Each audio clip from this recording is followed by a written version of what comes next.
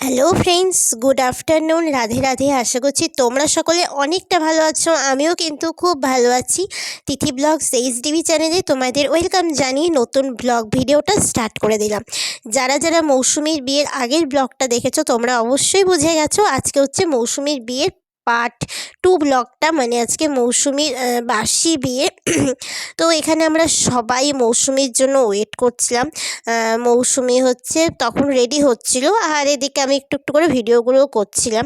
মৌসুমীর বিয়ে বাসি বিয়ের আমার অনেকগুলো ভিডিও ক্লিপগুলো ডিলিট হয়ে যায়, তো সেই জন্য অল্প কিছুই তোমাদের সাথে শেয়ার করতে পেরেছি। আমারও খুব খারাপ লাগছিল, জানি না কী করে যে ডিলিট হয়ে গিয়েছিল।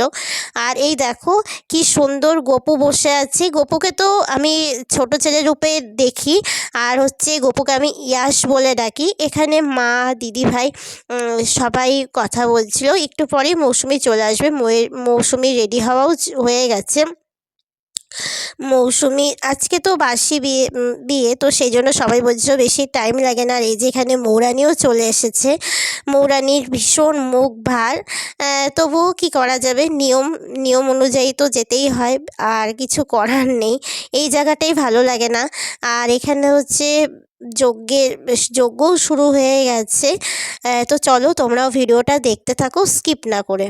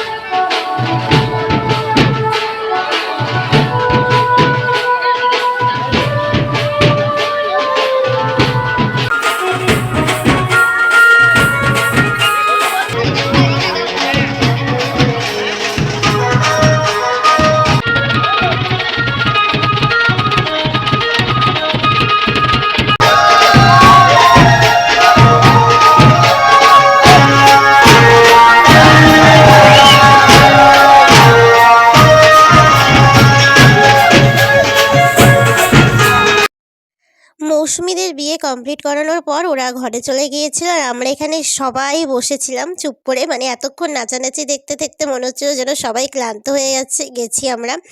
আর আমরা কেউই নাচানাচি করিনি, আমি তো খালি ভিডিওই করে নিচ্ছিলাম। চলো তাহলে আর একবারে সন্ধ্যের সময় কথা হচ্ছে।